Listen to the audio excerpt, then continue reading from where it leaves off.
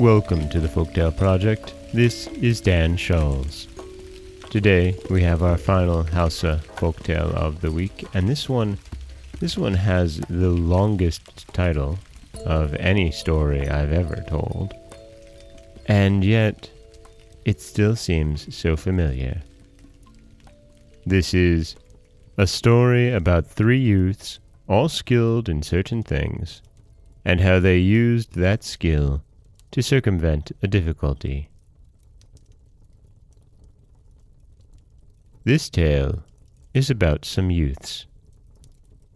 Certain young men went to an outlying village where some young girls were. They went on and came to a stream where there was practically no water on the road, and the water only came up to their ankles. They passed on. They came to where the maidens were, and came and greeted them and carried them off. They came to the stream, and found it was full up with water. Then they said, "Ah, when we passed this water it was not so." And they said, "How is this?" One among them said, "Let us turn back." The rest said, "No, we do not go back."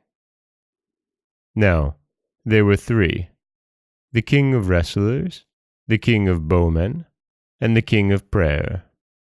And they said, "Let us each try and get out of the difficulty by resorting to his own particular skill." They said, "Let the one who is strong in prayer commence."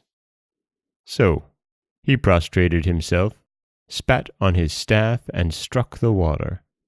And the water opened, and he and his maiden passed over. Then the water returned to where it was. Next, the prince of bowmen drew out his arrows from his quiver, and set them in a line on the water, from one bank to another. He returned and lifted up his maiden. They stepped on the arrows and passed over. Then he came back and picked up his arrows. There remained the king of wrestlers. He too sought for what he should do, and he could not find a way. He tried this way and failed. He made that plan and failed until he was weary.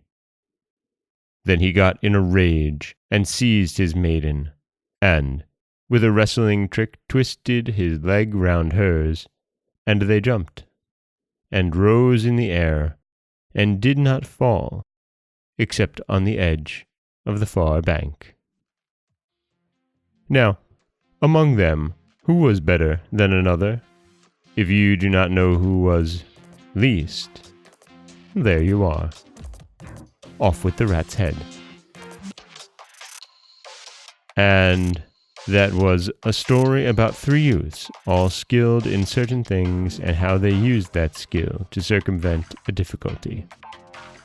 Now, this theme of threes and three skills is one that goes throughout Hausa folklore by Maalam, Shaihua.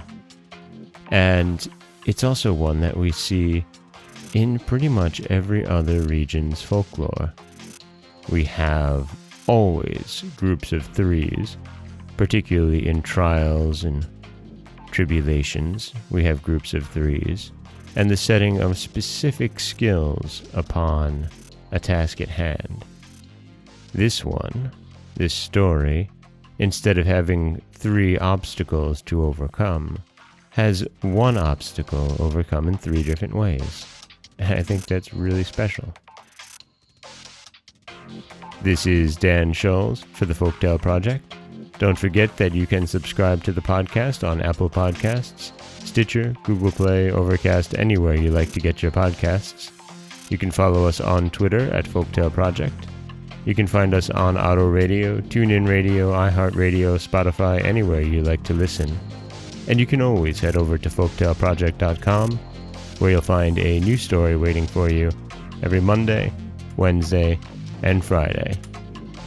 Don't forget that if you'd like to help support the podcast, you can head over to patreon.com/folktaleproject, where for as little as $1 a month, you can get early access to every story told.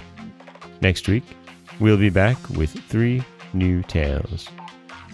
As always, thank you so much for listening.